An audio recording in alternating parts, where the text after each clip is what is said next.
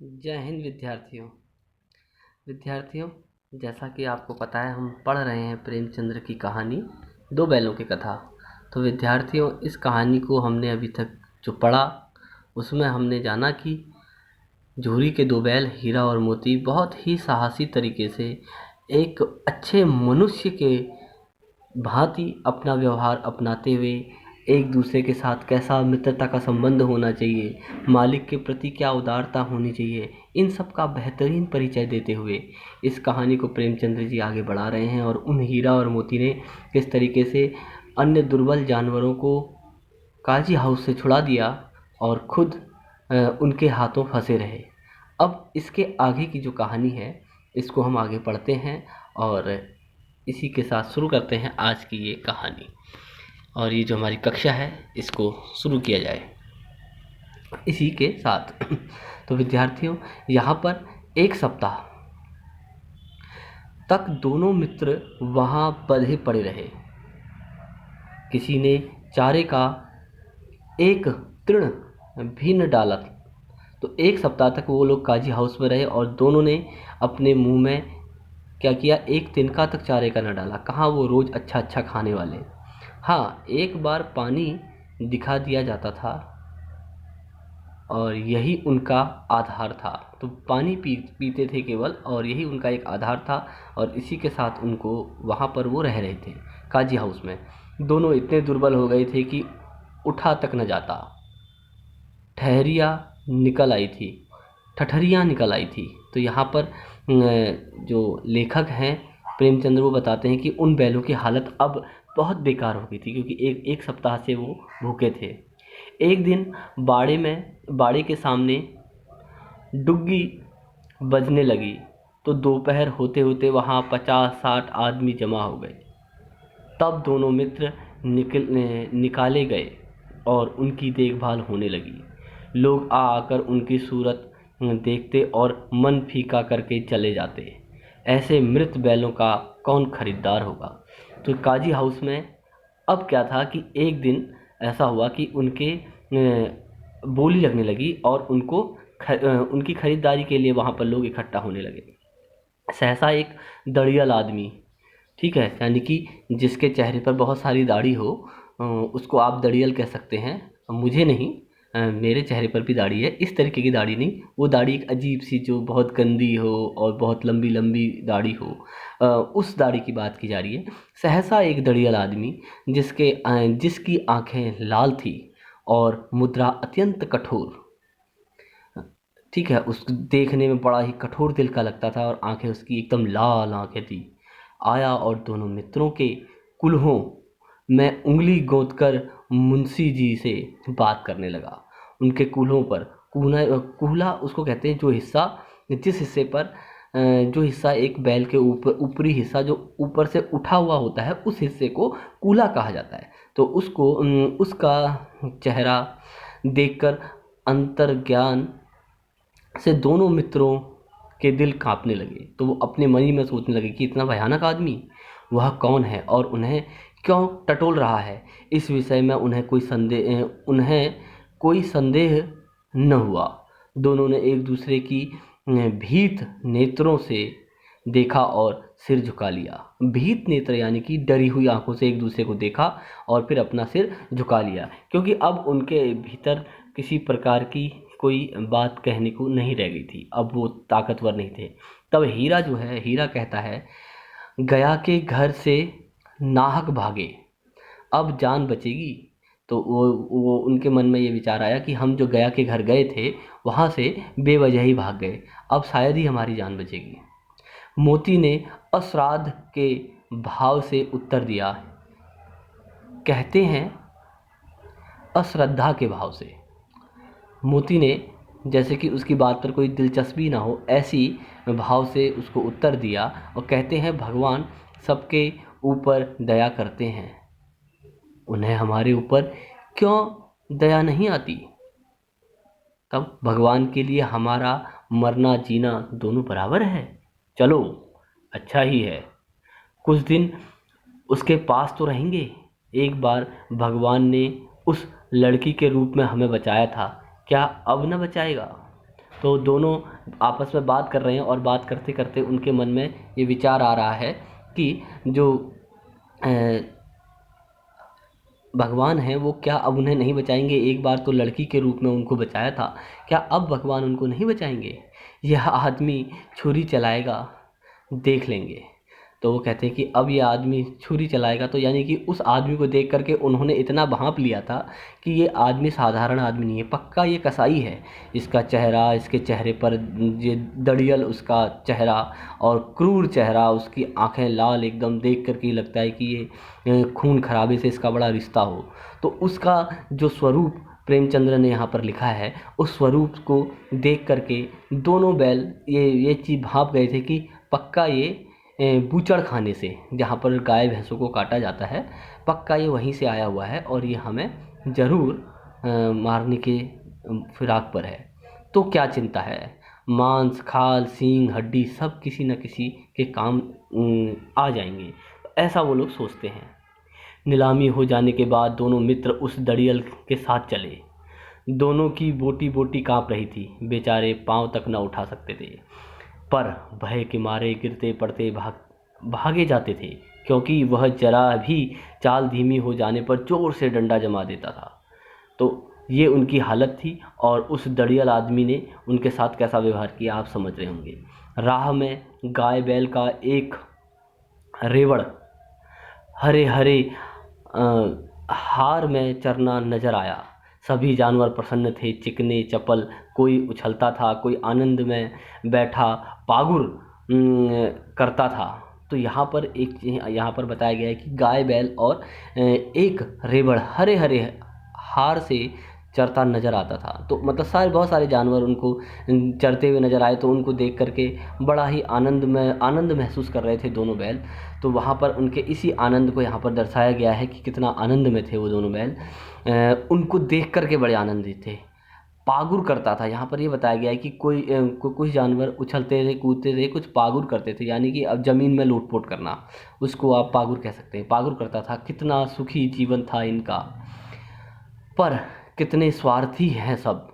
किसी को चिंता नहीं कि उनके दो भाई बधिक के हाथों पड़े कैसे दुखी हैं। तो वो यही सोचते थे कि इन सारे जानवरों में से किसी को ये चिंता नहीं है कि इनका जैसा दिखने वाले जो और जानवर हैं हम में से, हमारे हमारे जैसे, तो उसकी किसी को चिंता ही नहीं है। तो ये चीज़ देख करके बड़ा ही चिंताजनक थे वो। सहसा दोनों को मालूम हुआ कि यह परिचित राह है। तो उन दोनों को वो रास्ता पहचान सा लगा। हाँ, इसी रास्ते गया उन्हें ले गया था। वही खेत, वही बाग, वही गांव मिलने लगे। प्रतिक्षण उनकी चाल तेज होने लगी। सारी थकान, सारी दुर्बलता गायब हो गई। आह, यह लो, अपना ही हार आ गया। इसी कुएं में हम पुर चलाने आया करते थे, यही कुआं है। तो दोनों के ने जब अपना परिचित रास्ता देखा तो उनके भीतर कितनी लालसा हुई उस रास्ते को देख करके, कितने वो उनके शरीर में एक स्फूर्ति सी आ गई। जैसा अक्सर हम लोगों के साथ कब होता है, जैसे हम गणित के सवाल कर रहे हों, गणित के सवाल करते करते अगर हमें उत्तर आने लगता है, हम बिल्कुल सही फॉर्मूला लगा लेते हैं और हमें उत्तर आने लगते हैं, तो हमारे प्रश्न को हल करने की क्षमता बढ़ने लगती है और हम बड़ी खुशी से सहसा उस प्रश्न के उत्तर को पाने की कोशिश करते हैं। ठीक वैसा ही हाल था हीरा और मोती का। उन्होंने जब देखा कि ये रास्ता हमारा जाना पहचाना है, ये वही कुआं है जहाँ हम पानी पीने आते हैं, तो उनको वो रास्ता अपना सा मालूम हुआ और उनके शरीर की जो दुर्बलता थी धीरे धीरे गायब होने लगी, सारी थकान गायब होने लगी। उनके मन में जितने सारे विचार उमड़ रहे थे वो सब सहसा दूर हो गए। मोती ने कहा, हमारा घर नगीच आ गया। हीरा बोला, भगवान की दया है, मैं तो अब घर भागता हूँ, यह जाने देगा, इसे मैं मार गिराता हूँ। तो दोनों के बीच में फिर बात होती है। तो मोती कहता है कि मोती क्या कहता है, मोती ने कहा हमारा घर नगीच आ गया, यानी कि हमारा घर जो है नज़दीक में आ गया। हीरा बोलता है भगवान की दया है। तो मोती कहता है कि मैं अब घर को भागता हूँ। तो हीरा बोलता है क्या ये हमें जाने देगा? तो मोती कहता है इसे मैं मार गिराता हूँ। नहीं नहीं, दौड़कर थान पर चलो, वहाँ से हम आगे न जाएंगे। ठीक है, तो वो कहता है कि अभी अभी हमने ऐसा नहीं करना है। तो वो प्लान बनाते हैं कि दौड़कर थान पर चलते हैं और वहाँ से हम आगे न जाएंगे। दोनों उन्मत्त होकर बछड़ों की भांति कुलचे करते हुए घर की ओर दौड़े। हमारा थान है यानी कि थान यानी कि वो जगह जहाँ पर वो लोग जाते थे और खेत जोतते थे और विश्राम करते थे, वो सारा क्षेत्र उनका वो इलाका जो उनका पहचान था। तो दोनों खुश होने लगे और दोनों ने कहा कि ये हमारा थान है। दोनों दौड़कर अपने थान पर आए और खड़े हो गए। थान यानी कि जहाँ पर उनको रोका जाता था, जहाँ पर उनको बांधा जाता था, वो जगह थी थान, और वहाँ पर उनको बांध दिया गया। मतलब बांधने वाली जगह थी। तो दड़ियल भी पीछे पीछे दौड़ चला आता था। झूरी द्वार पर बैठा धूप खा रहा था। जो दड़ियल था वो भी वहाँ पर उसके पीछे पीछे दौड़ा आ रहा था, उनके पीछे पीछे। जो था द्वार पर धूप खा रहा था। बैलों को देखते ही दौड़ा और उन्हें बारी बारी से गले लगाने लगा। तो झूरी ने जैसे ही उन बैलों को देखा तो बारी बारी से उनको गले लगाया। मित्र की आंखों में आनंद से आंसू बहने लगे। एक झूरी का हाथ चाट रहा था। दड़ियल ने जाकर बैलों की रस्सियां पकड़ ली। तो जैसे ही उन्होंने झूरी को देखा तो झूरी को देख करके वो बड़े प्रसन्न हुए। और एक क्या था जो क्या कर रहा था कि वो उस आदमी के हाथ चाट रहा था। ठीक है, तो दोनों की हालत जो थी बड़ी ही गंभीर थी, लेकिन जैसे ही झूरी को देखा तो उनकी जान में जान आ गई थी। तो मित्रों की आंखों में आनंद था, एक झूरी के हाथ चाट रहा था। दड़ियल ने जाकर बैलों की रस्सियां पकड़ ली। झूरी ने कहा, मेरे बैल हैं, तुम्हारे बैल कैसे? मैं मवेशी खाने से नीलामी लिए आता हूँ। तो उसने कहा कि मैं इनको मवेशी खाने से लेकर के आया हूँ। तो मैं तो समझा हूँ चुरा लिए आते हो। चुरा के चुपके से चले जाओ। मेरे बैल हैं, मैं बेचूंगा तो बिकेंगे। किसी को मेरे बैल नीलाम करने का क्या अधिकार है? अख्तियार है, जाकर थाने में रपट कर दूंगा। तो ये बात जब झूरी ने कही तो जो बूचड़ खाने के लिए ले जाने वाला जो मवेशी व्यापारी था उसकी हालत ख़राब हुई, उस दड़ियल व्यक्ति की। तो मेरे बैल हैं और इसका सबूत यह है कि ये मेरे द्वार पर खड़े हैं। दड़ियल झल्लाकर बैलों को ज़बरदस्ती पकड़ ले जाने के लिए बढ़ा।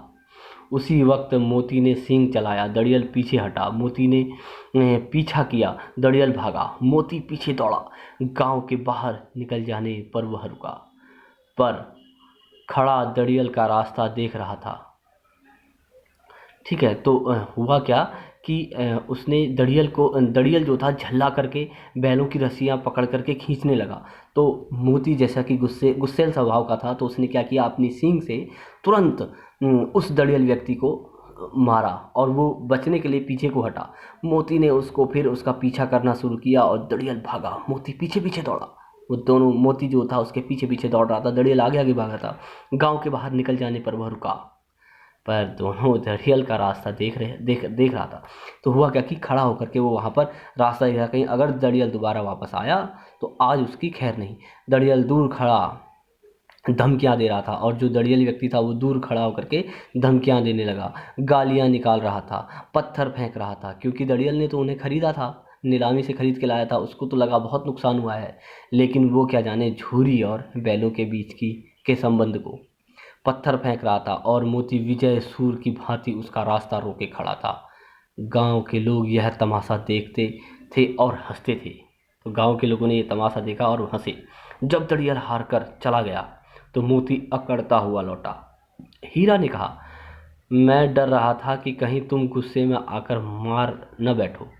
तो वो कहता है कि मैं तो डर रहा था कहीं तुम गुस्से में आकर के उस दड़ियल को मार न दो। अगर वह मुझे पकड़ता तो मैं बेमारे न छोड़ता।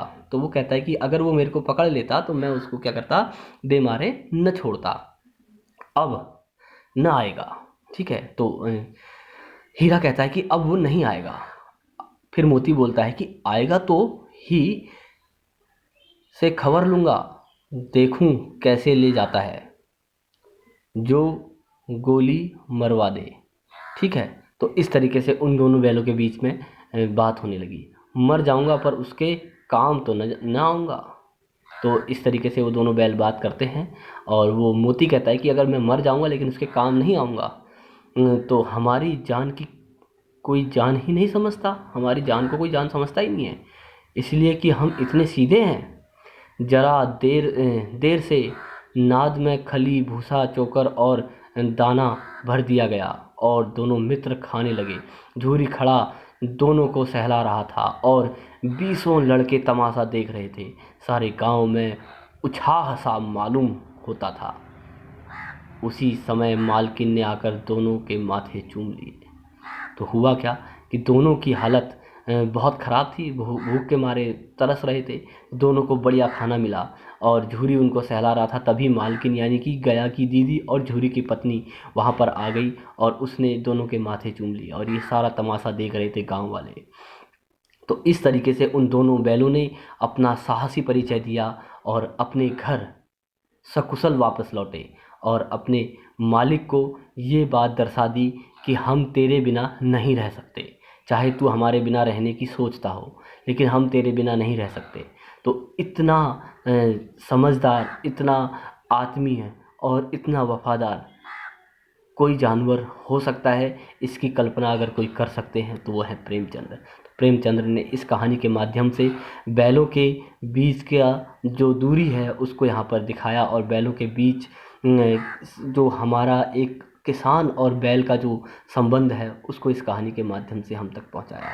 बेशक आपको ये कहानी पूरी सुन करके बहुत मज़ा आया होगा और इस कहानी को पढ़ करके आप बहुत आनंदित हुए होंगे। तो विद्यार्थियों, जो आपको गृह कार्य के लिए जो काम दिया गया है लिखने वाला, उस कार्य को आप अच्छी लेख में, स्वच्छ लेख में पूर्ण तरीके से करें और उसको मेरे व्यक्तिगत नंबर पर ही भेजें। आपको उस कार्य को बढ़िया से लिख करके उसकी सही तरीके से फ़ोटो खींच करके, साफ सुथरी फ़ोटो खींच करके मेरे व्यक्तिगत नंबर पर भेजें। और इसी शिक्षा के साथ कि हम हमेशा एकजुट रहें और एकता में ही शक्ति होती है। और इस संदेश के साथ कि आप घर पर रहें, स्वच्छ रहें, सुरक्षित रहें, स्वस्थ रहें, यही आशा के साथ आज की कक्षा यहीं समाप्त करते हैं। आज के लिए इतना ही। जय हिंद, जय भारत, जय उत्तराखंड।